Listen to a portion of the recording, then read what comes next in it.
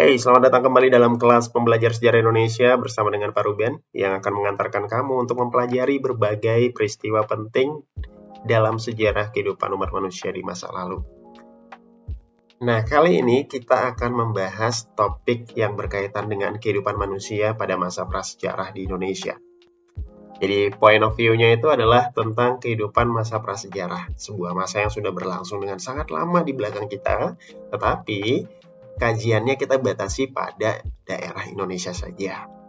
Kira-kira seperti itu ya. Jadi khusus masa prasejarah dan seluk-beluk kehidupannya di daerah atau wilayah Indonesia.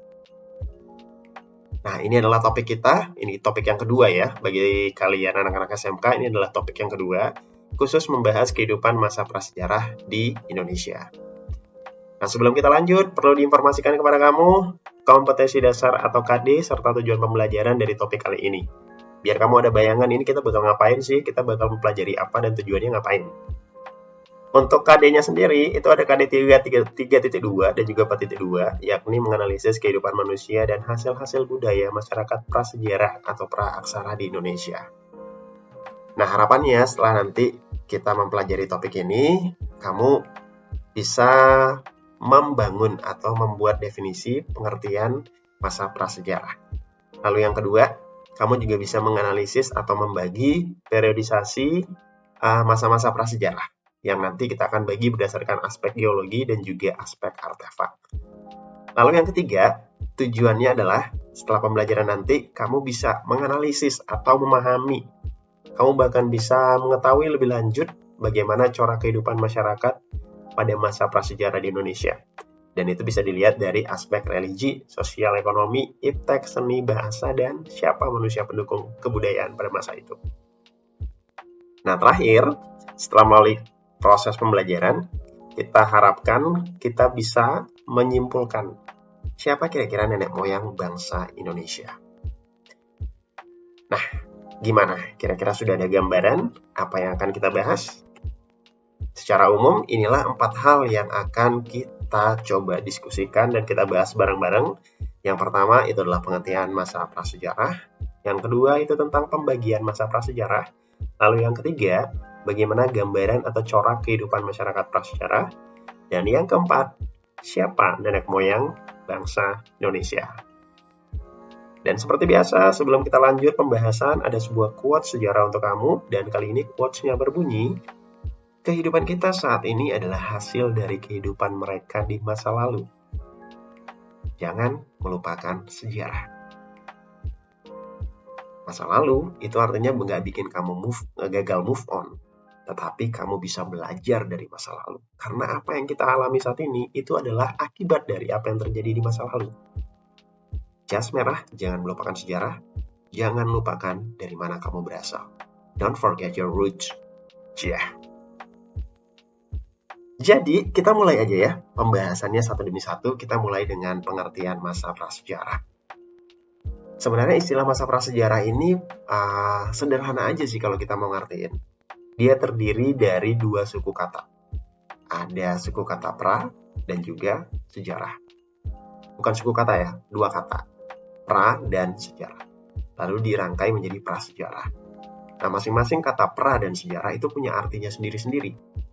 Kita artiin dulu maknanya apa, baru nanti kita bisa artikan prasejarah itu seperti apa. Nah, kata pra sendiri itu artinya sebelum. Sedangkan kata sejarah dalam hal ini diartikan sebagai suatu masa di mana manusia itu belum mengenal yang namanya tulisan atau aksara. Jadi, secara sederhana, masa prasejarah adalah masa di mana manusia dalam kehidupannya belum mengenal tulisan. Simpelnya, masa di mana belum ada tulisan. Belum ada tulisan seperti sekarang, seperti itulah. Nah, lebih lanjut, masa prasejarah ini sebenarnya juga punya sinonim atau padanan kata. Dia punya istilah lain yang walaupun berbeda tulisan dan berbeda pelafalan, tetapi punya makna yang serupa. Bahkan bisa dikatakan maknanya sama. Ada kata praaksara, kemudian ada kata prehistori, dan juga ada kata nirleka. Itu semuanya sama-sama punya makna yang sama dengan kata prasejarah. Kalau praaksara itu kalau kita bagi lagi kayak tadi ya, artinya terdiri dari kata pra yang artinya sebelum, dan aksara yang artinya tulisan. Artinya sama aja dengan masa prasejarah. Kemudian prehistory, ini dalam bahasa Inggris kita sadur. Pre itu sama dengan pra, yang artinya sebelum. History, masa di mana manusia sudah mengenal tulisan. Kalau diartikan ya sama aja dengan masa prasejarah dan masa praaksara. Nah, yang terakhir, ada istilah yang namanya Nirleka. Ini disadur dari bahasa Sanskerta atau bahasa Sanskrit. Nir artinya tidak ada, leka artinya aksara. Jadi kalau diartiin sama aja, tidak ada aksara atau masa di mana manusia belum mengenal tulisan.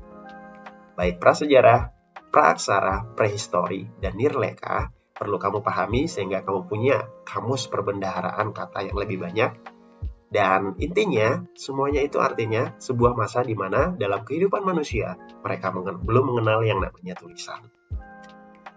Nah, kesimpulan lanjutannya adalah kalau kita berdasarkan pada penjelasan tadi, itu bisa dikatakan bahwa jelas ada tidaknya tulisan itu menjadi batasan yang tegas yang membedakan antara mana yang disebut masa prasejarah dan mana yang disebut dengan masa sejarah.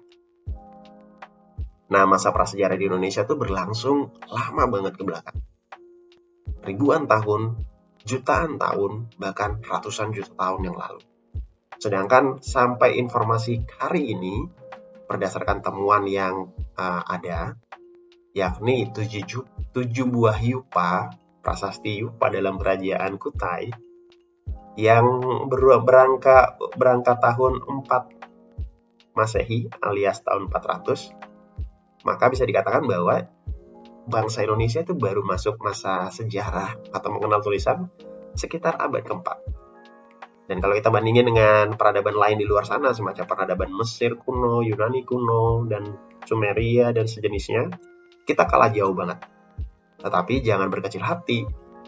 Walaupun belum mengenal tulisan, bukan berarti kebudayaan bangsa kita itu terbelakang. Karena banyak sekali kajian yang menyatakan bahwa sejak dari zaman prasejarah, bangsa Indonesia itu sudah tersohor kehebatannya sampai ke penjuru dunia.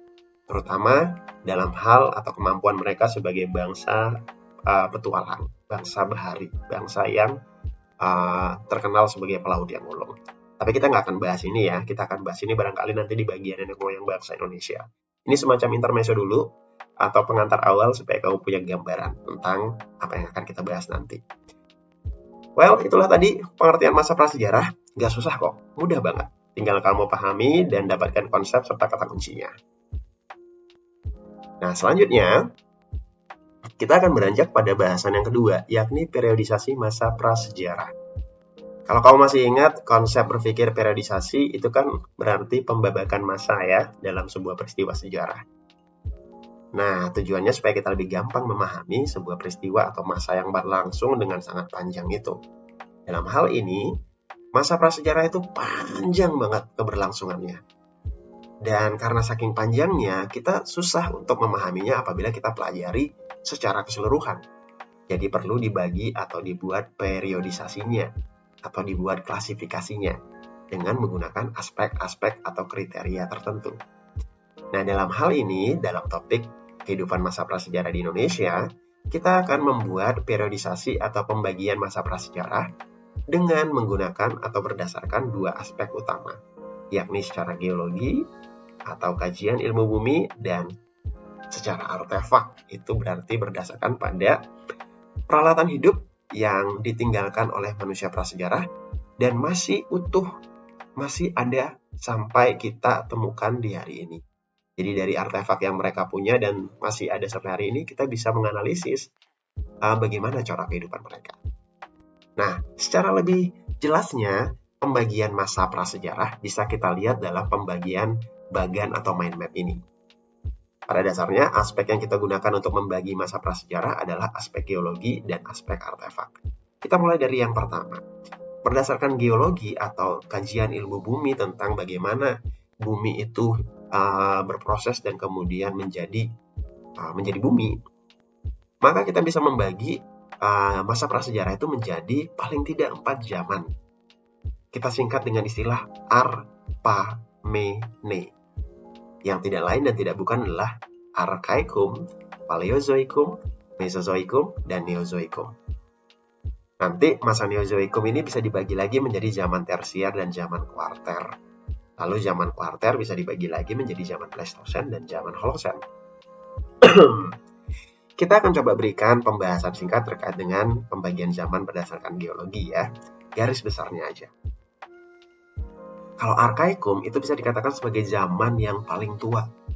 Zaman di mana bisa dikatakan bahwa pada fase ini bumi itu masih berupa sebuah bola pijar yang panas. Dengan berbagai teori pembentukan bumi ya, kamu bisa cari referensinya.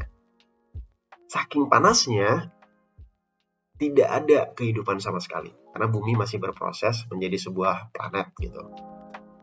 Akhirnya dalam proses itu, lama-kelamaan kita beralih kepada masa yang kedua, yakni Paleozoikum. Pada masa ini, bumi suhunya udah mulai mereda, udah mulai mendingin.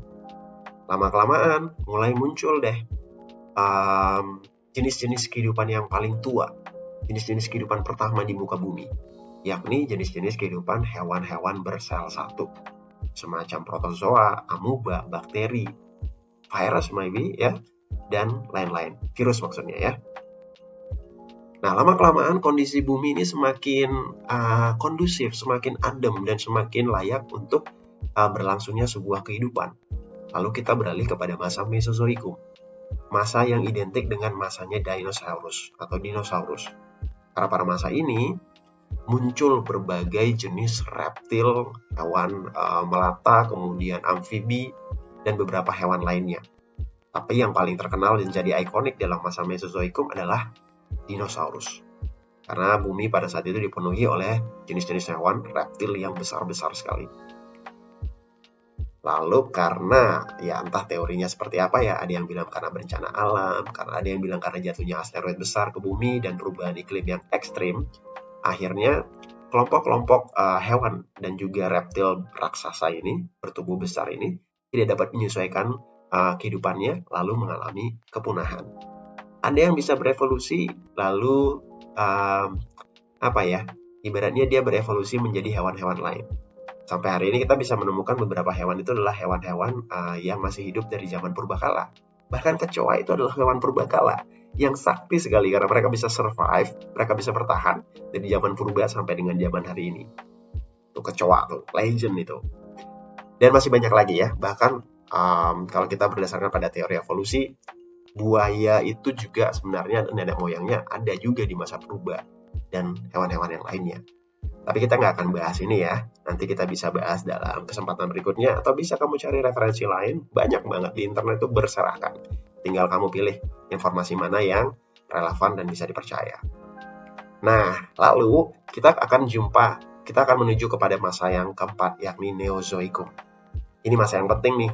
Karena masa ini kehidupan bumi itu udah semakin beragam. Lalu udah mulai muncul yang namanya primata, kera, dan jenis-jenis manusia kera. Selebihnya nanti di zaman kuarter, khususnya di zaman Pleistosen dan Holosen, mulai muncul manusia purba. Jenis-jenis seperti Pithecanthropus, kemudian Homo neanderthal, kemudian ada juga semacam Meganthropus, dan sejenisnya itu mulai bermunculan dan menjadi penguasa bumi bisa dikatakan.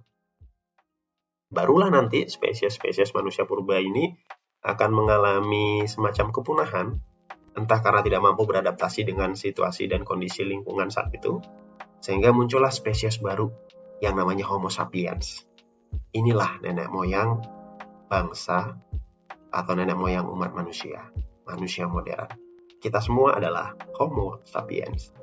Nah, secara ringkasnya kehidupan dan juga sejarah umat manusia serta kehidupan prasejarah sejak terbentuknya bumi itu bisa terangkum dalam pembahasan tadi. Kamu bisa baca ya, banyak banget literasi yang bisa memberikan kamu wawasan tentang ini. Tapi ini bukan fokus bahasan kita untuk topik ini.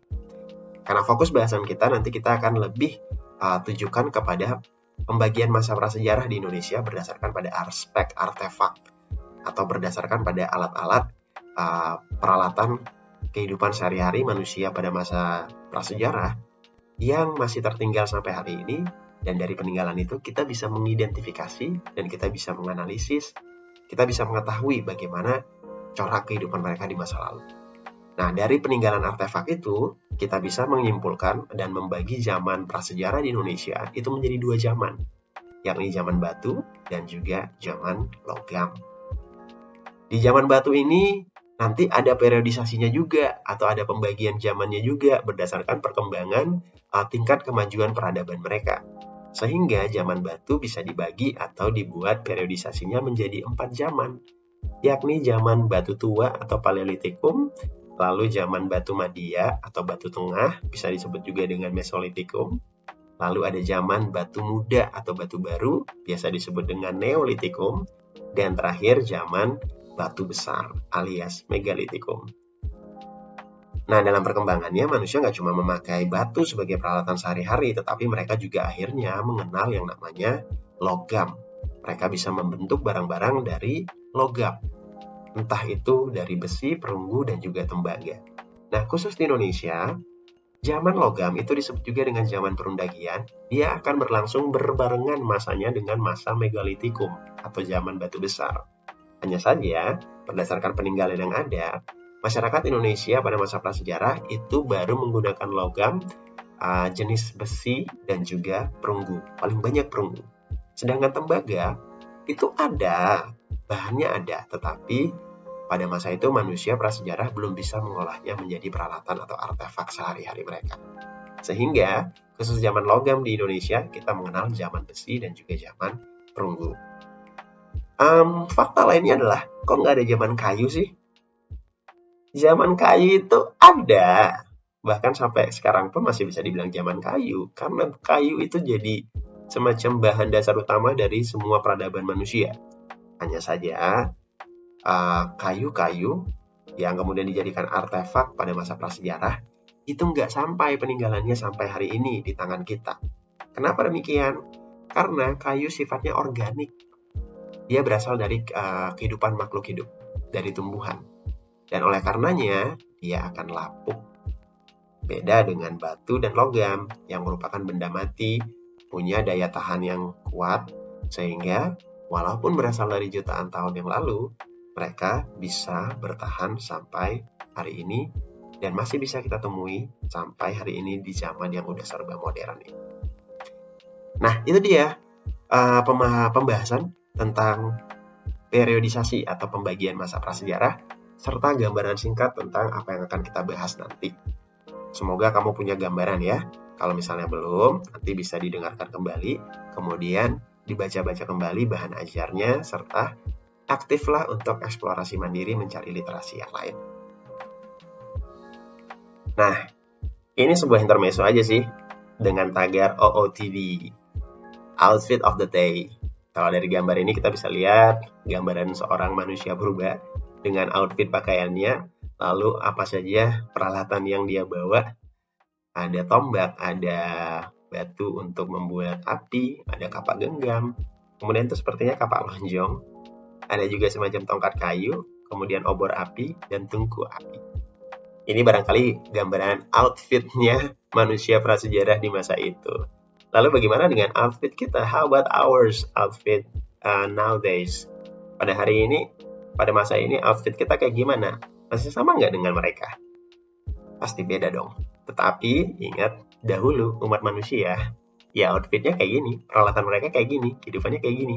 Dan kita akan cari tahu lebih detail lagi pada slide-slide berikutnya, bagaimana corak kehidupan mereka di masa lampau, khususnya masa prasejarah di Indonesia. Nah, ini dia ya. Kali ini pilihan tampilan media ajarnya lebih banyak memakai meme. Jadi kamu akan sering-sering ngelihat gambar meme nanti ke depannya ya. Nah, di bagian ini kita akan bahas secara khusus bagaimana corak atau gaya kehidupan manusia prasejarah di Indonesia pada masa lalu. Artinya kita akan melihat gimana sih orang-orang atau manusia prasejarah itu hidup di masa lalu. Kayak gimana mereka cari makan, rumahnya kayak gimana, kemudian kehidupan sehari-harinya kayak gimana. Nah, supaya lebih sistematis dan terstruktur, kita akan mencoba untuk memahami corak kehidupan mereka itu dengan mendasarkan diri pada 7 unsur kebudayaan yang universal. Yakni, yang pertama, kita akan cari tahu bagaimana aspek religi atau kepercayaan dalam kehidupan mereka. Sudahkah mereka punya agama atau lain-lainnya? Lalu kita akan lihat bagaimana sosial kemasyarakatan mereka, bagaimana kehidupan sosial mereka sehari-hari, bagaimana mereka berinteraksi satu sama lain dalam sebuah kelompok manusia atau masyarakat. Lalu bagaimana aspek ekonomi dan mata pencaharian mereka. Mereka cari makan dengan cara apa sih? Kayak gimana mereka kemudian mendapatkan kebutuhan-kebutuhan sehari-hari mereka. Lalu kita juga bisa lihat bagaimana iptek yang mereka hasilkan. Caranya kayak gimana, hasilnya kayak gimana, peninggalannya berupa apa aja. Lalu kita juga akan bahas bahasa yang mereka pakai itu seperti apa. Apakah bahasa sama seperti kita atau bahasanya beda? Dan kita juga akan bahas seni yang mereka hasilkan. Kapan mereka menghasilkan seni? Seninya sejenis apa? Sudah bisa dikatakan seni yang maju atau enggak? Dan terakhir, yang enggak kalah penting adalah kita juga harus cari tahu di masa prasejarah dulu, siapa kira-kira manusia-manusia yang hidup pada masa itu dan menjadi pendukung kebudayaan di masing-masing zaman batu maupun zaman logam. Yang nanti pada akhir proses pembahasan kita akan simpulkan sebagai inilah nenek moyang bangsa Indonesia. Gimana? Sudah bisa dipahami sampai sejauh ini? Semoga udah ada gambaran ya. Dan tetap semangat untuk pelajari sejarah, karena kita baru akan mulai membahas bagaimana corak kehidupan masyarakat prasejarah di setiap zamannya. Dan kita akan awali yang pertama kali itu dengan zaman Paleolitikum. Nah, ini juga ada sebuah slide intermezzo buat kalian. This is about ancient life atau kehidupan masa purba. Kalau bisa dilihat, ini adalah beberapa tampilan secara visual kartun. Bagaimana orang-orang atau manusia prasejarahnya, kemudian alat-alat yang mereka gunakan, sekilas gambaran kehidupan mereka. Nanti kita akan cari tahu lebih lanjut lagi. Kita mulai dari yang pertama, zaman Paleolitikum atau Batu Tua. Nah, di sini kamu udah bisa lihat tabel sederhana yang membagikan ciri-ciri atau aspek kehidupan masyarakat zaman Paleolitikum di Indonesia. Zaman Batu Tua ini adalah zaman batu yang pertama, zaman batu yang paling tua, makanya disebut dengan zaman Batu Tua, alias zaman Paleolitikum, yakni sebuah kata dalam bahasa Latin yang kalau kita pecah itu terdiri dari kata paleo atau palaio dan litos. Palaio itu artinya tua, litos artinya batu. Jadi Paleolitikum artinya batu tua. Kita akan coba ungkap satu demi satu corak kehidupan mereka. Yang pertama, kita lihat dulu dari manusia pendukung atau manusia yang hidup pada zaman Paleolitikum. Nah, mereka yang hidup di masa ini itu adalah manusia purba. Bukan manusia modern seperti kita. Ini adalah jenis manusia manusia jenis purba. Dan spesies manusia purba yang hidup di masa Paleolitikum di Indonesia itu antara lain jenis Pithecanthropus erectus atau manusia kera yang berjalan tegak. Ini penemuannya Eugene Du Bois, dan bahkan penemuan ini menggegerkan dunia arkeologi internasional saat itu karena untuk pertama kalinya ditemukan fosil Pithecanthropus erectus yang bahkan diyakini sebagai missing link dalam teori Darwin. Teori evolusi Darwin itu kan mengatakan bahwa kasarnya ya, manusia itu berasal dari evolusi kera, monyet, dan sejenisnya. Lalu menjadi manusia. Hanya saja peralihan dari kera menuju manusia itu ada satu spesies yang hilang. Nah, jadi ketika Eugene Du Bois menemukan Pithecanthropus erectus di daerah Sangiran ya, Trinil di Indonesia, itu para ahli seakan sepakat bahwa Pithecanthropus erectus adalah missing link dalam teori evolusi Darwin. Nah, nanti bisa kalian cari tahu lebih lanjut ya. Nah, kemudian ada juga jenis yang namanya Meganthropus. Salah satu penemuannya adalah ditemukan oleh von Koenigswald. Ini dinamakan Meganthropus paleojavanicus. Yang kalau diartikan itu artinya manusia Jawa, manusia tua dari Jawa yang berbadan besar. Nah, garis bawahi bahwa manusia pendukung pada masa Paleolitikum bukanlah manusia modern seperti kita. Karena mereka masih jenis manusia purba. Ini spesies yang berbeda dengan kita ya, dan mereka bukan nenek moyang bangsa Indonesia. Mereka bukan nenek moyang umat manusia saat ini. Karena nenek moyang umat manusia saat ini itu adalah Homo sapiens. Dan kita adalah Homo sapiens, yakni manusia cerdas, manusia modern. Beda ya dengan manusia purba. Kalau di Eropa sana tuh ada yang namanya Homo neanderthal, itu juga beda. Mereka jenis manusia purba. Nah, karena manusia pendukungnya itu adalah masih manusia purba, belum manusia modern seperti kita alias Homo sapiens, maka corak kehidupannya itu cenderung sederhana banget. Sangat simpel dan belum dikatakan punya peradaban yang maju, bahkan terbelakang lah bisa dikatakan. Karena jenis manusia purba itu punya kemampuan berpikir dan volume otak yang kecil, sehingga kemampuan berpikir dan kecerdasan mereka juga berada dalam taraf yang lebih rendah dibandingkan dengan manusia saat ini. Kita lihat satu demi satu aspeknya ya. Dalam bidang religi, mereka belum mengenal yang namanya kepercayaan dan otomatis belum mengenal agama. Tetapi dalam kehidupan mereka sehari-hari, mereka mulai merasa adanya kekuatan lain yang lebih kuat dari kekuatan mereka. Tapi kekuatan itu nggak kelihatan. Kekuatan ini disebut dengan kekuatan adikodrati. Kalau sekarang kita sebut kekuatannya itu kekuatan sang pencipta. Ada yang menyebutnya Tuhan dan sejenisnya. Mereka belum punya kepercayaan. Kemudian, secara sosial kemasyarakatan, mereka hidup berkelompok dalam kelompok yang masih kecil. Itu kira-kira terdiri dari 3-10 orang. Kemudian, kelompok itu dipimpin oleh seseorang dengan sistem kepemimpinan hukum rimba. Artinya, siapa yang paling kuat di kelompok itu, yang punya kemampuan fisik yang kuat, bisa berupa badan yang besar, kemudian dia jago dalam berburu makanan, maka dia yang diangkat sebagai pemimpin dalam kelompok itu. Nah, hidup mereka ini masih nomaden alias berpindah-pindah, karena mereka dalam mencari makan itu masih sangat bergantung dari alam. Ya bisa dikatakan totally bergantung dari alam lah. Mereka belum bisa memproduksi makanan sendiri. Apa yang disediakan oleh alam, itulah yang mereka makan. Dan apabila, misalnya nih, mereka kan masih nomaden. Kalau misalnya sekarang mereka di tempat A, makanannya, ketersediaan makanannya udah habis, maka mereka akan pindah. Mereka akan menuju ke tempat B, yang mana tempat itu ada makanannya. Begitu seterusnya, sehingga kehidupan mereka dikatakan nomaden. Cara mereka mencari makan itu disebut dengan nama atau istilah food gathering. Artinya berburu dan mengumpulkan makanan. Ya mereka berburu, kemudian kayak memetik makanan, mengumpulkan aja, belum bisa menghasilkan. Dan biasanya karena mereka belum mengenal api, makanan itu, hasil buruan mereka itu biasanya mereka makan mentah-mentah. Sehingga manusia pendukung pada masa Paleolitikum itu punya rahang dan juga gigi yang kuat-kuat. Karena mereka bisa memecah daging-daging mentah itu. Mereka belum kenal api, jadi mereka belum bisa memasaknya, sehingga dagingnya jadi lebih lunak dan enak buat kita makan gitu, seperti sekarang. Kebayang ya, kayak gimana ya kehidupan mereka ya. Dan yang pasti mereka belum pakai pakaian. Mereka masih telanjang bulat. Mereka belum mengenal istilahnya kayak rasa malu gitu. Karena mereka kalau secara fisik tuh, itu masih, ya anggaplah manusia kera lah.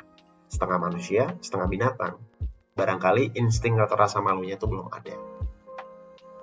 Nah, dari segi pengetahuan dan teknologi, ini sederhana banget. Karena mereka punya kemampuan berpikir yang masih rendah. Sehingga pengetahuan mereka itu cuma didapat dengan cara tidak sengaja. Bahkan dengan trial and error atau coba-coba. Entah melalui pengamatan dan peniruan dari hasil pengalaman mereka. Misal nih, anggap aja ilustrasinya ya. Peralatan mereka ini kan ada yang namanya kapak genggam. Itu adalah batu yang kasar banget, lalu digunakan sebagai alat untuk berburu, entah untuk melempar hewan buruan, kemudian digunakan untuk membunuhnya, lalu kemudian digunakan untuk merobek dagingnya. Bisa ya kalau kita ilustrasikan tuh kayak gini. Dia ketemu hewan buruan.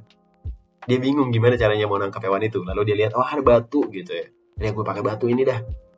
Batunya dipakai ngelempar itu hewan buruan. Dan kemudian kena, hewan buruannya tepar gitu kan. Dan akhirnya dia bisa menangkap hewan buruan itu. Lalu digunakan lagi batu itu untuk memastikan hewan buruan itu mati. Dan digunakanlah untuk merobek. Jadi semua itu serba gak sengaja. Ilustrasi sederhana itu bisa memberikan kita gambaran bagaimana kemampuan mereka itu sangat rendah. Kemampuan berpikir ya, kecerdasan mereka. Sehingga ya caranya masih sangat sederhana, bahkan sangat primitif kalau dikatakan. Itu tuh cara mereka memperoleh pengetahuan. Sekali lagi dengan tidak sengaja, dengan proses coba-coba atau trial and error. Kemudian hasil seni dan peninggalan mereka juga sangat sederhana. Mereka belum mengenal kesenian. Alat-alat yang mereka gunakan sebagai artefak sehari-hari itu terbuat dari batu yang masih kasar sekali. Bentuknya masih abstrak sekali. Nah, peralatan mereka tuh biasanya mereka kenal, kita sebut dengan istilah kapak genggam dan kapak perimbas.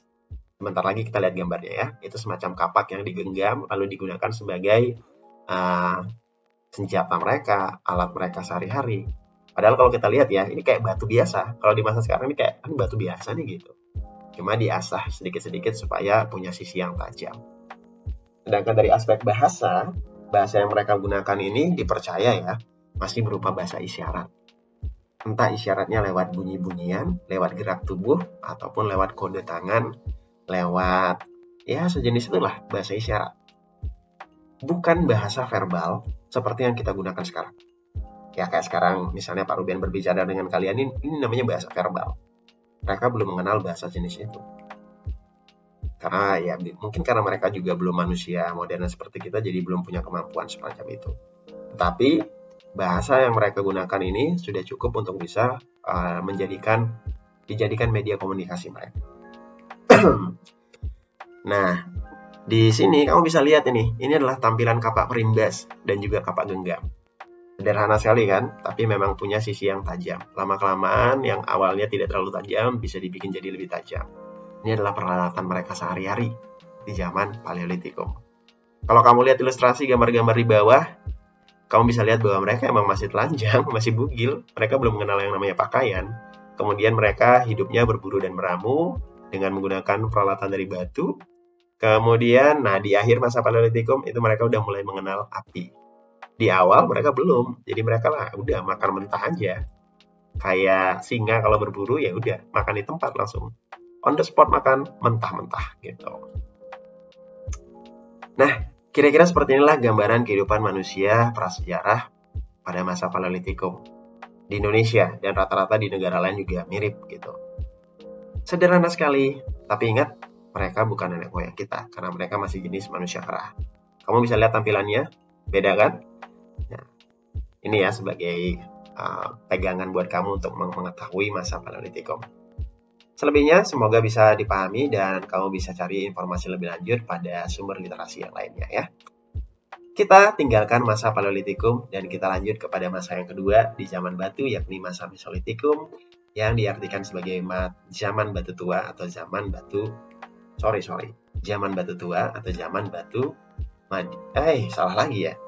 zaman batu Madia atau zaman batu tengah.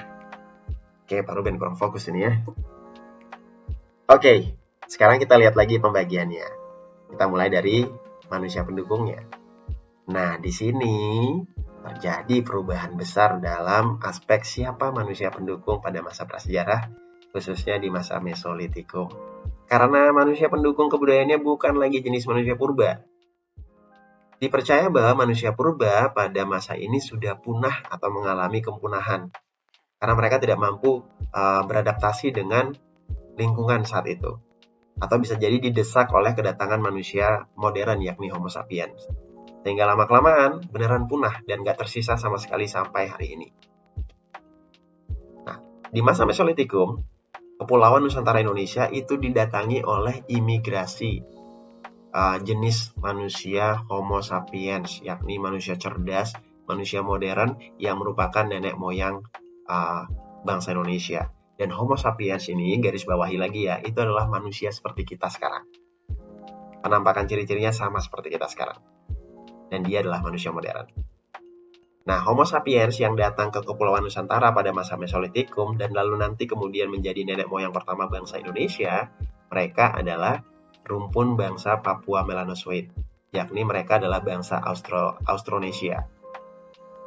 Nah, ciri-cirinya itu adalah orang-orang yang secara perawakan agak pendek, nggak tinggi-tinggi sekali, kemudian warna kulitnya lebih mengarah ke gelap, dan punya ciri-ciri lain seperti rambutnya agak keriting, kemudian punya tulang pipi yang menonjol, dan kalau misalnya kita lihat sekarang, suku bangsa Papua Melanozoid atau bangsa Austronesia yang pertama yang datang ke Indonesia pada masa Mesolitikum itu sekarang menjadi orang-orang Papua dan aborigin.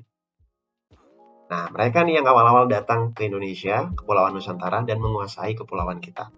Lalu nanti mereka terdesak oleh bangsa berikutnya. Kita bahas di zaman Neolitikum ya.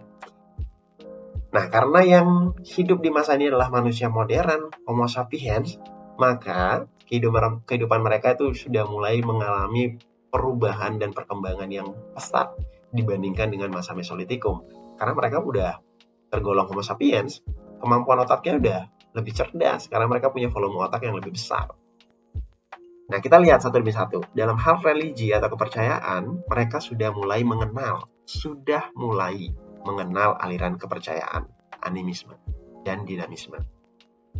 Kata kuncinya adalah sudah mulai ya, terutama di akhir masa Mesolitikum. Nah, kepercayaan animisme, sebagaimana yang lazim kita pahami, itu adalah kepercayaan terhadap roh nenek moyang.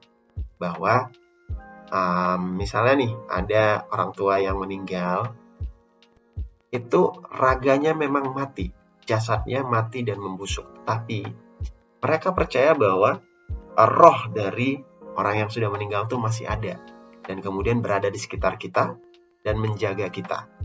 Dan nanti pada kehidupan Neolitikum dan Megalitikum, mereka dipercaya akan mendiami tempat yang sakral, tempat yang suci dan dianggap keramat. Dan tempat itu biasanya berada di ketinggian. Dan yang tinggi pada saat itu adalah pohon atau gunung, utamanya gunung. Sehingga mereka menganggap gunung sebagai tempat nenek moyang mereka itu berada dan menjaga mereka. Makanya kalau kita bawa konsepnya sekarang, banyak sekali bangunan-bangunan suci, khususnya ya, kayak di bangunan Hindu-Buddha, pura-pura itu kebanyakan beradanya di gunung. Bahkan banyak orang yang sampai hari ini masih mengkeramatkan gunung, karena dianggap banyak ada kekuatan gaib di sana. Nah, ini sudah berawal dari masa itu. Kepercayaan semacam itu sudah ada dari zaman Mesolitikum. Lalu, ada lagi kepercayaan yang dinamakan dinamisme. Bahwa ada kepercayaan bahwa benda-benda tertentu itu punya kekuatan gaib. Entah itu batu yang besar, batu yang cantik, atau batu yang indah. Kemudian peralatan tertentu dari logam. Bahkan pohon-pohon besar itu diyakini punya semacam roh atau kekuatan yang mendiaminya. Jangan salah, hari ini pun kita masih percaya loh. Banyak orang yang masih percaya tentang animisme dan dinamisme. Dan itu diterapkan dalam agama-agama kita. Hanya saja akulturasinya berbentuk lain. Nanti kita bahas ya. Kemudian dalam bidang sosial kemasyarakatan, mereka sudah hidup dalam kelompok yang lebih besar. Dan mereka mulai hidup secara menetap, tapi secara sementara. Alias semi-nomaden. Atau bahasa lainnya semi-sedenter. Semi itu kan setengah-setengah artinya. Nomaden berpindah-pindah. Kalau sedenter, menetap artinya. Nah, mereka ini biasanya tinggalnya di gua-gua tepi sungai atau tepi pantai yang dekat dengan sumber air dan sumber makanan. Nah, gua-gua tepi sungai dan pantai ini biasanya dikenal dengan istilah abris, sous, rouge. Dan selanjutnya dalam bidang sosial kemasyarakatan mereka juga sudah punya pembagian kerja yang lebih jelas, tapi biasanya masih berdasarkan pada jenis kelamin atau gender. Laki-laki kerjanya adalah berburu makanan, kemudian perempuan itu biasanya menjaga anak atau ya semacam memasak, diam di rumah dan sejenisnya. Itu ya pembagian kerja yang paling sederhana di masa itu. Dalam hal mencari makan, mereka masih menerapkan yang namanya food gathering, tapi sudah ada pengembangan pada bidang maritim. Karena mereka bisa memancing, berburu di laut, bahkan mereka udah bisa berlayar. Ingat, Homo sapiens, bangsa Austronesia, Papua Melanosoid yang datang ke Indonesia itu mereka nggak datang dengan cara berenang atau jalan kaki. Mereka datang, dipercaya ya, nanti ada teori-teorinya. Kau bisa buka akun Instagram Pelajari Sejarah, di sana sudah dibahas. Ada teori out of Africa, teori Nusantara, teori Yunan, dan ada juga teori out of Taiwan yang menggambarkan siapa nenek moyang bangsa Indonesia dan dari mana mereka datang. Lalu dengan cara apa mereka datang? Khususnya di sini dengan cara apa? Mereka datang dengan cara berlayar. Nenek moyang kita tuh orang pelaut. Makanya ada nyanyinya kan, ada lagunya. Nenek moyangku seorang pelaut, gemar mengarungi samudra. Kayak gitu. Itu lagu masa kecil kita itu nggak dibuat sembarangan, tapi memang dipercaya dan banyak kajian penelitian juga bahwa nenek moyang bangsa Indonesia itu adalah seorang pelaut yang ulung. Kita ini adalah bangsa maritim, bangsa bahari. Bahkan teknologi kelautan kita pada masa itu adalah yang paling hebat. Itu berdasarkan kajian penelitian ya. Nanti kita akan bahas pada bagian yang lain deh. Lalu, ilmu pengetahuan dan teknologi mereka juga lebih maju karena mereka sudah Homo sapiens. Mereka bisa membuat api, sehingga mereka tidak makan mentah-mentah lagi ya, udah bisa dimasak makanannya. Bahkan api itu membuat mereka bisa hidup dengan nyaman di malam hari, tidak dalam gelap gulita. Lalu mereka juga bisa mengusir hewan-hewan buas dengan menggunakan api, dan dengan api mereka bisa bikin banyak hal. Ingat bahwa penemuan api itu menjadi penemuan terpenting dalam sejarah umat manusia, penemuan pertama terpenting. Karena dengan api, manusia bisa menciptakan banyak hal. Jadi, ya api ini penting. Tapi ingat ya, api di sini bukan ditemukan seperti di ceritanya SpongeBob gitu ya. Kena petir kemudian jadi api dan kemudian mereka menemukan api. No, nggak seperti itu. Tetapi ini api yang kalau nanti kamu cari informasinya, dia bisa dengan cara menggesekkan batu-batu api, kemudian bisa juga dengan cara menggesekkan ranting-ranting pohon sehingga menimbulkan api. Kita nggak akan bahas lebih lanjut di sini ya. Kemudian mereka juga dipercaya sudah bisa membuat peralatan yang lebih halus dibandingkan masa Paleolitikum. Mereka bisa membaca arah mata angin dan berlayar, bahkan bisa membaca astronomi secara sederhana. Makanya mereka bisa berlayar sampai ke Kepulauan Nusantara. Adapun bahasa yang digunakan itu adalah bahasa atau rumpun bahasa Melayu Austronesia, tetapi tetap mengembangkan bahasa isyarat sebagai bahasa tambahannya. Nah, kebudayaan yang mereka tinggalkan itu kita bisa lihat dalam rupa artefak atau alat-alat semacam kebudayaan tulang atau disebut dengan bones. Lalu ada flakes atau alat serpih dan juga ada pebble semacam kapak pendek. Dan peralatan yang mereka gunakan masih dari batu tetapi sudah lebih halus dan sudah lebih kompleks atau banyak variannya. Kapak genggam, kapak perimbas masih digunakan tetapi dalam bentuk yang lebih halus. Nah, masa Mesolitikum di Indonesia itu juga dipercaya sebagai masa pertama di mana manusia Indonesia sudah mengenal yang namanya kesenian. Ini bisa kita lihat dalam lukisan dinding, cap tangan, siluet di goa-goa tepi pantai atau Abricos. Salah satu yang terkenal itu adalah lukisan dinding di goa Leang-Leang dan goa-goa lainnya yang ada di Indonesia. Nah, di gambar ini kamu bisa lihat itu adalah beberapa peralatan atau artefak masa Mesolitikum seperti alat serpih, alat cungkil, peralatan dari tulang atau bones, dan kapak perimbas yang lebih halus. Kemudian ada mata panah juga, ada flakes, dan ada lukisan yang mereka temukan yang biasanya itu adalah menggambarkan bagaimana kehidupan mereka pada saat itu. Lalu mereka sudah menemukan api, mereka tinggal di goa-goa atau Abricos di dekat sumber perairan karena di mana ada air, di sana ada kehidupan. Nah, kira-kira seperti itu gambaran kehidupan manusia prasejarah di Indonesia pada masa Mesolitikum. Ini gambaran umumnya aja ya, nanti sekali lagi kalau mau memahami lebih lanjut, baca kembali bahan ajarnya dan jangan malas untuk melakukan eksplorasi mandiri. Di mana aja sumber informasinya itu udah ada, tinggal kamu cari aja, kamu explore. Oke? Sekian tentang masa Mesolitikum. Nah, semoga kalian masih semangat karena kita masih punya 2 masa lagi, yakni masa Neolitikum dan juga Megalitikum. Kita akan awali dulu dengan zaman Neolitikum atau disebut juga dengan istilah zaman batu baru atau batu muda. Nah, ini adalah sebuah zaman yang sangat penting dalam revolusi kehidupan manusia prasejarah di Indonesia. Kenapa demikian? Karena pada masa ini banyak terjadi perubahan-perubahan besar yang revolusioner yang kelak menjadi fondasi atau dasar-dasar kehidupan manusia Indonesia, masyarakat Indonesia hari ini. Seperti apa itu? Kita bahas satu persatu ya. Mulai dari siapa manusia pendukungnya, siapa manusia yang hidup pada masa Neolitikum.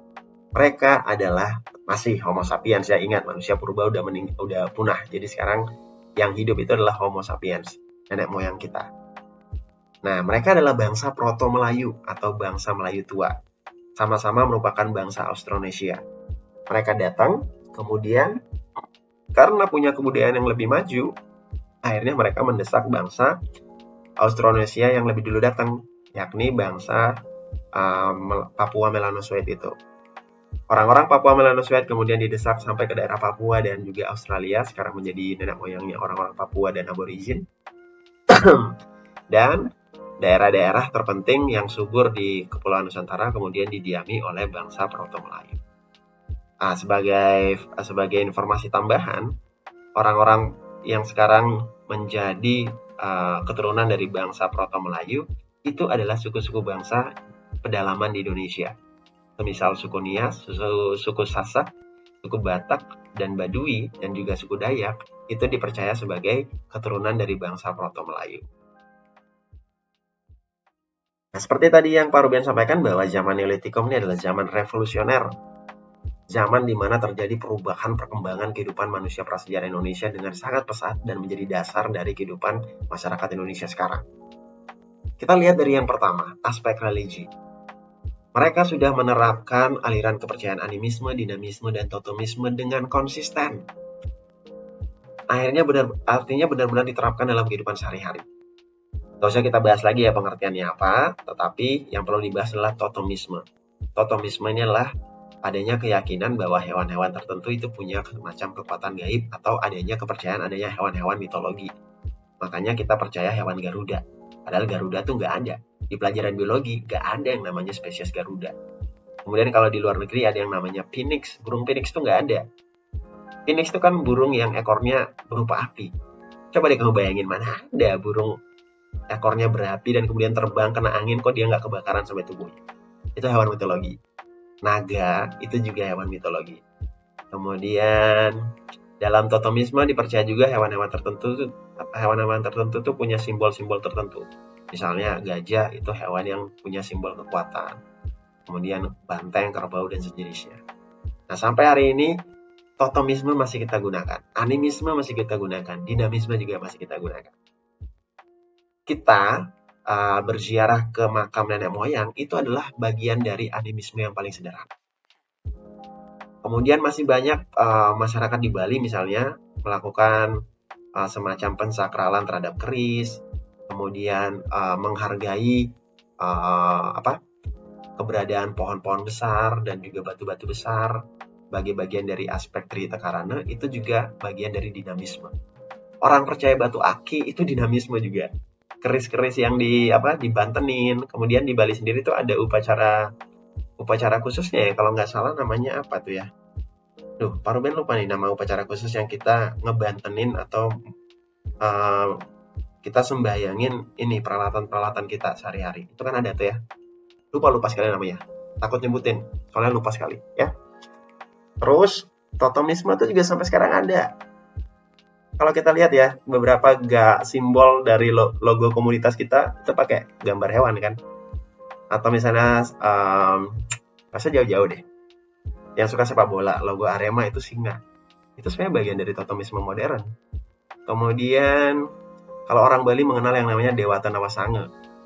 9 arah mata angin, yang masing-masing arah mata angin itu juga ada hewan-hewan khasnya yang dianggap sebagai hewan suci tunggangan para dewa. Itu juga totemisme.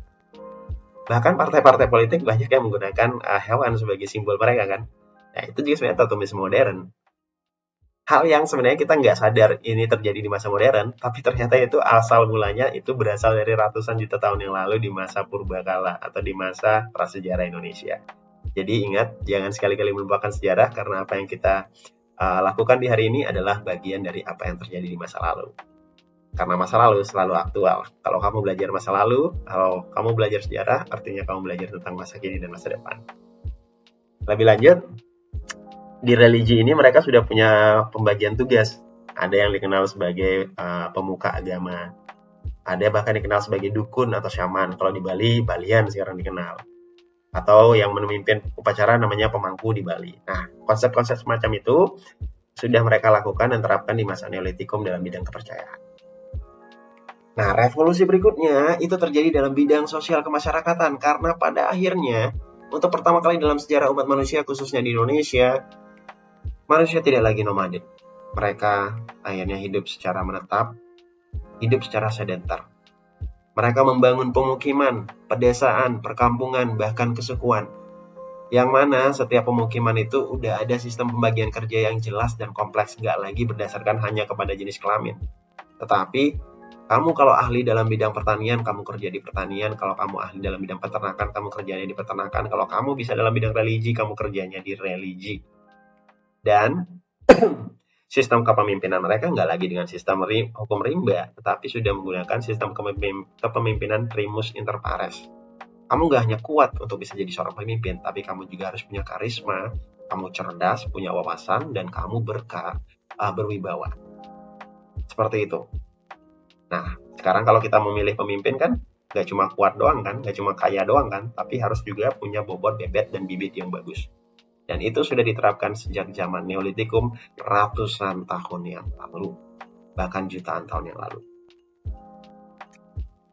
Nah, di sini pembagian kerjanya itu juga lebih jelas, dan alasan kenapa mereka kemudian hidup sedentar atau menetap, karena manusia pada masa ini, dalam hal mencari makan, mereka sudah mampu menerapkan yang namanya food producing, alias mampu menciptakan makanannya sendiri.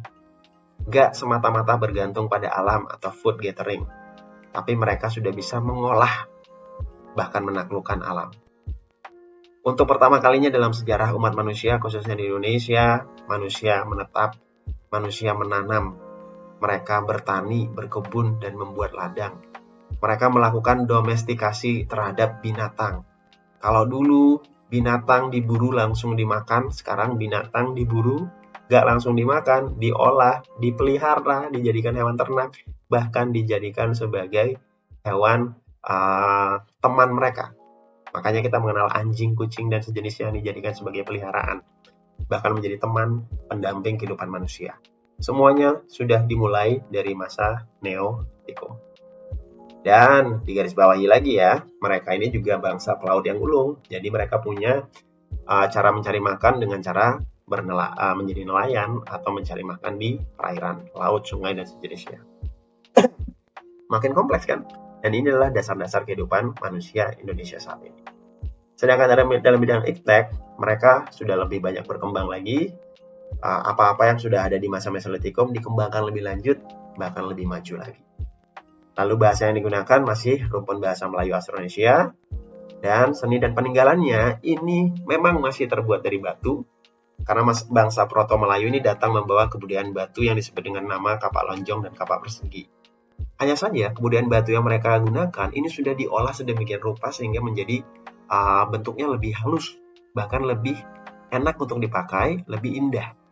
Yang khas dari artefak mereka di masa Neolitikum itu adalah kapak lonjong dan kapak persegi yang biasanya mereka gunakan dalam bidang pertanian dan kadangkala dalam bidang upacara adat juga. Lalu mereka juga sudah bisa membuat peralatan dari tanah liat dalam rupa tembikar dan gerabah. Dan dipercaya bahwa pada masa ini mereka mulai menggunakan pakaian. Dan ini juga sebenarnya dipercaya dari masa Mesolitikum ya, tadi Pak Ruben lupa jelasin. Lalu mereka juga sudah mulai mengembangkan kesenian dengan lebih baik lagi atau dalam tahap yang lebih maju. Gak cuma sekedar lukisan cap tangan atau lukisan di dinding goa, tapi mereka juga udah bisa bikin seni dalam rupa gerak tari, seni suara, seni lukis dan gambar, dan mungkin seni semacam patung-patung sederhana. Kalau kita lihat di sini, nah itu adalah gambar kapak persegi. Batunya itu udah batu yang halus, kalau nggak salah batu Alcedon atau apa itu namanya. Nanti kamu bisa cek ya. Terus yang di sebelah sini nih, nah ini adalah kapak lonjong, ini kapak persegi. Ini kapak lonjong yang belum diisiin tangkainya seperti ini. Nah ini dia. Sampai hari ini, beberapa suku bangsa di Indonesia masih menggunakan kapak lonjong dan kapak persegi. Khususnya orang-orang Papua, kemudian ada juga beberapa orang Timor, itu masih menggunakan ini. Dan dia digunakan sehari-hari bahkan, dan juga digunakan sebagai artefak untuk kehidupan adat mereka. Dan ini adalah gambar atau ilustrasi bagaimana kehidupan manusia Neolitikum yang sudah menetap. Mereka berkebun, bertani, memelihara hewan, beternak, dan kemudian sudah ada pembagian tugas yang jelas, membentuk pemukiman, pedesaan, bahkan kesukuan.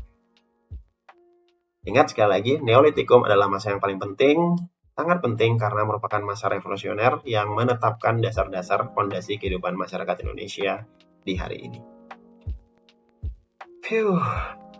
Lumayan panjang ya.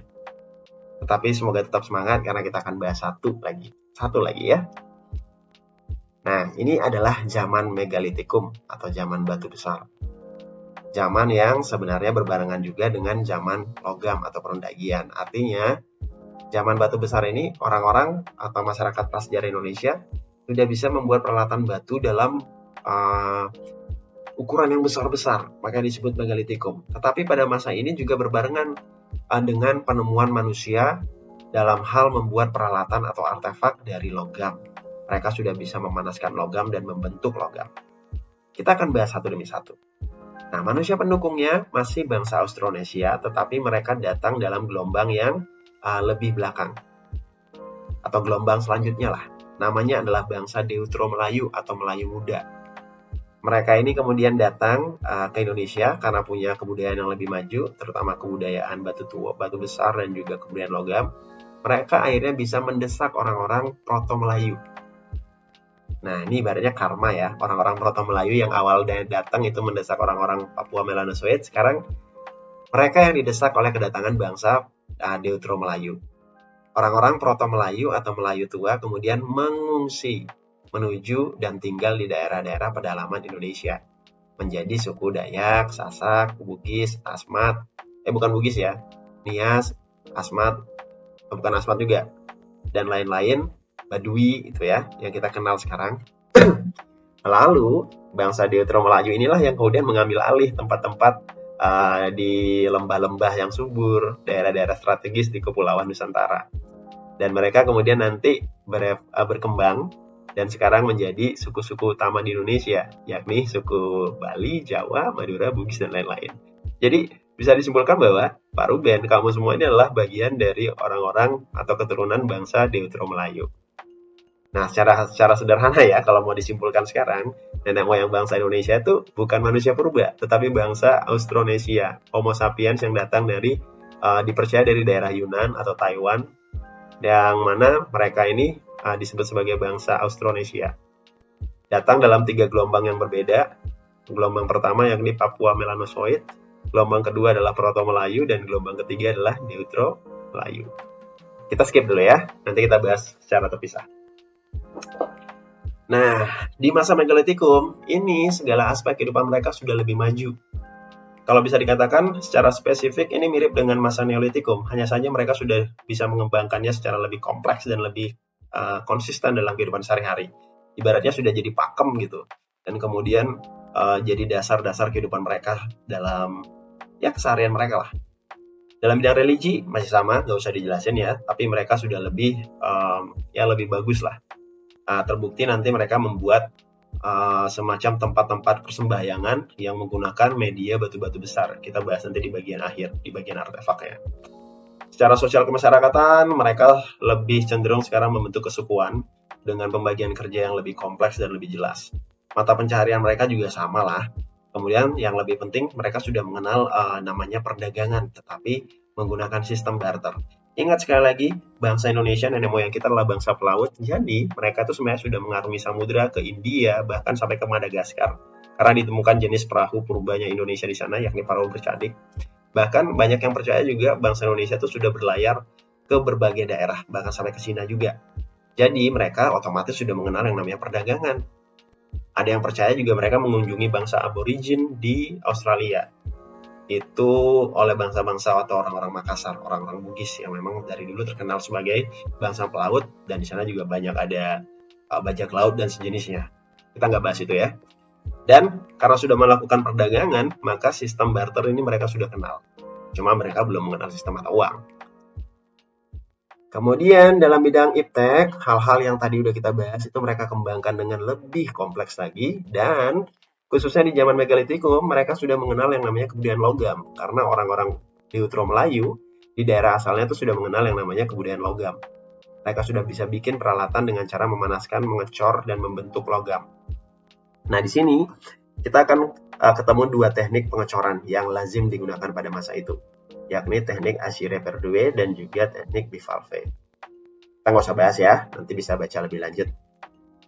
Nah, bahasa yang digunakan masih tetap sama, lalu dikembangkan menjadi bahasa-bahasa lokal, yang nanti bahasa-bahasa ini, rumpun bahasanya tetap sama, bahasa Melayu Austronesia. Lalu dikembangkan secara lebih lanjut di daerah-daerah tempat mereka tinggal. Sehingga ini menjadi keragaman bahasa yang dimiliki oleh bangsa Indonesia sampai hari ini. Kalau kita lihat, di masing-masing daerah bahasanya beda-beda. Tetapi uniknya, walaupun beda-beda, paling tidak ada beberapa suku kata bukan suku kata ya. Ada beberapa kata dalam bahasa itu yang ternyata punya pengucapan yang sama dan arti yang sama. Kalaupun nggak sama, mirip gitu. Karena memang sama-sama berasal dari rumpun bahasa yang sama, yakni rumpun bahasa Melayu Austronesia. Terus dari segi seni dan peninggalan atau artefak mereka udah bisa bikin banyak banget. Yang jadi ciri khas atau ikon dari zaman Megalitikum sudah pasti adalah batu-batu besar atau artefak dari batu besar dan juga artefak dari logam. Misalnya nih, kita mengenal sarkofagus, kubur batu yang sangat unik. Kita bahas nanti ya. Kemudian ada dolmen, menhir, kemudian berundak, dan lain-lain. Terus ada juga kebudayaan logam mereka yang, ya udah deh kita lihat saja deh di gambar ini ya. Nih. Nah, di sini kamu bisa lihat bagaimana kehidupan masyarakat Megalitikum di masa di masa itu. Mereka sudah hidup dengan lebih kompleks, kemudian menetap yang pasti, punya kesukuan, sistem pembagian yang lebih jelas. Mereka sudah berdagang, bahkan mengarungi lautan. Kemudian ini kita lihat peralatan logam mereka, ada yang namanya nekara. Ini rata-rata terbuat dari perunggu ya, semua peralatan logam mereka. Nekara ini biasanya digunakan untuk kegiatan keagamaan, sehingga dianggap sebagai benda yang suci. Salah satu nekara paling ikonik di dunia itu ada di Bali, yang namanya The Moon of Pejeng. Ini ibaratnya menjadi pelinggihnya pura penataran sasi di Pejeng. Dan ini adalah nekara terbesar di Asia Tenggara. Kemudian ada jenis nekara yang lebih kecil, namanya moko. Ini biasanya digunakan untuk kegiatan upacara dan sebagai mas kawin. Ada juga bejana perunggu, ada kapak corong, lalu ada perhiasan dari logam. Di masa sekarang, beberapa kebudayaan di Indonesia masih menggunakan peralatan-peralatan ini dan biasanya dianggap sebagai harta kekayaan mereka dan sebagai lambang prestisius atau lambang gengsi sosial, lambang kebangsawanan. Kita sering melihat semacam moko dan juga nekara itu masih banyak digunakan dalam upacara adat dan kehidupan adat daerah-daerah di timur sana. Suku-suku timur ini masih banyak menggunakan. Kemudian ini adalah beberapa peralatan masa Megalitikum, artefak yang terbuat dari batu-batu besar. Nah, sebelah kiri ini namanya pundian berundak-undak. Ini adalah miniatur dari gunung, karena gunung itu dianggap sebagai tempat suci dan sakral, tempat berdiamnya nenek moyang atau roh nenek moyang. Sehingga supaya roh nenek moyang itu ada di dekat kita, dibuatlah miniatur gunung itu dalam bentuk pundian berundak ini. Ini semakin tinggi, maka itu adalah bagian paling suci.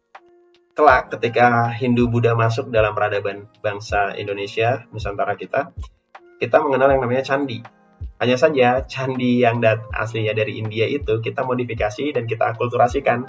Kita gabungin konsepnya dengan bangunan pundian berundak, sehingga candi-candi di Indonesia itu ya konsep dasarnya pundian berundak, lalu dipadukan dengan konsep fungsionalnya dari India sana. Kalau di Bali ada juga konsep yang namanya Meru, itu juga berawal dari konsep pundian berundak. Dan semuanya itu sebagai lambang persembahyangan untuk ibaratnya untuk bentuk manifestasi terhadap kepercayaan kita bagi nenek moyang dan juga bagi pencipta. Lalu ada dolmen. Dolmen ini meja batu yang terbuat dari batu ya. Biasanya digunakan untuk tempat persembahyangan dan tempat menyimpan sesajen atau tempat menaruh hewan kurban. Ada juga menhir, tugu batu yang mengikat hewan kurban. Kalau nanti di masa sejarah kita membahas kerajaan Kutai, ada 7 buah yupa yang menjadi sumber informasi tentang kerajaan Kutai, bahkan dianggap sebagai sumber tertulis pertama dalam sejarah Indonesia, sehingga bangsa Indonesia dianggap memasuki masa sejarah pada awal abad keempat dengan dasarnya adalah yupa yang waktu itu dipercaya sudah ada abad keempat. Menhir ini adalah tugu batu tempat mengikat hewan kurban. Ada juga sarkofagus, ini adalah makam elit di masa itu, terbuat dari satu batu tunggal yang kemudian dibelah, lalu dalamnya dibolongin. Semacam kalau kamu belah alpukat dan bijinya kamu keluarin, nah kayak gitulah tampilan si sarkofagus ini. Ini adalah makam elit, karena yang dimakamkan di sini itu adalah orang-orang yang tidak sembarangan. Mereka adalah para primus inter pares, kepala suku, keluarga bangsawan, atau orang-orang yang punya status sosial yang tinggi. Buatnya juga susah, mendapatkan batu dengan seperti ini juga susah. Dan biasanya di dalamnya itu berisi kayak semacam bekal kubur dan lain-lain. Karena bentuknya tidak besar-besar amat, biasanya mayat yang ditaruh di dalam sarkofagus itu posisinya jongkok, atau bahkan bisa dilipat. Kamu bisa lihat di gambar berikutnya. Nah, itu gambaran tulang belulang yang ditemukan di dalam sarkofagus. Sarkofagus ini banyak sekali kamu temukan di Indonesia.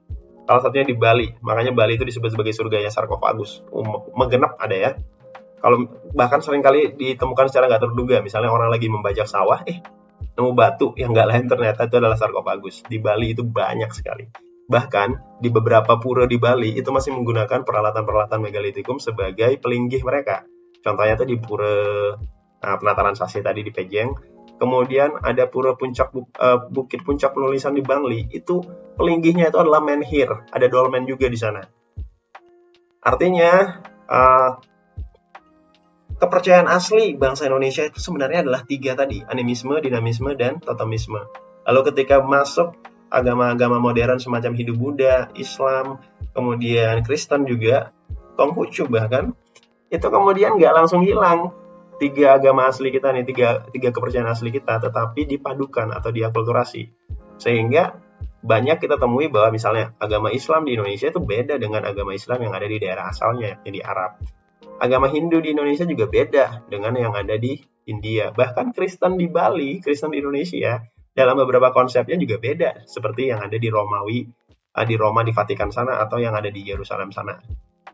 Semacam itu ya. Lalu di sini kamu juga bisa lihat ini ada kubur batu. Nah, konsepnya mirip sarkofagus, cuma bentuknya yang beda. Dan ini ada beberapa situs megalitik yang terkenal yang ditemukan di Indonesia. Salah satu yang paling fenomenal adalah di Gunung Padang di Indonesia. Nah, ini adalah tampilan gerabah yang terbuat dari tanah liat untuk keperluan sehari-hari. Biasanya dibuat juga dalam bentuk tembikar. Ini adalah perhiasan dari batu dan kulit kerang. Ya, perhiasan zaman purba seperti ini ya. Kalau sekarang kita nemu kerang di pantai, ya kalau bagus dipungut, kalau enggak ya udah biarin aja. Kalau dulu dijadikan perhiasan.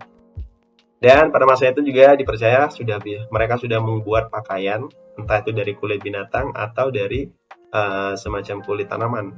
Dibentuknya seperti ini nih. Nah, itu dia tadi gambaran kehidupan manusia prasejarah di Indonesia. Iya.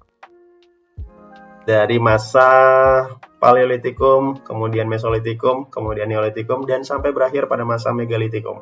Sebuah proses yang panjang ya. Pembahasan tadi juga kayaknya panjang nih, sepertinya sejam lebih.